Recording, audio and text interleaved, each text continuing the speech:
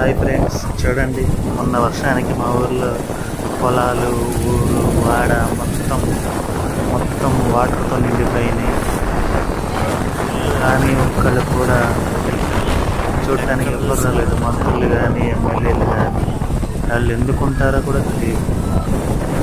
మేము కూడా మా పొలంలో వరి వేసాం, అది కూడా పూర్తిగా మునిగిపోయింది. ఇది మా ఊరి పేరు వచ్చేసి కొల్లిపురం మండలం, గుంటూరు జిల్లా, ఆంధ్రప్రదేశ్.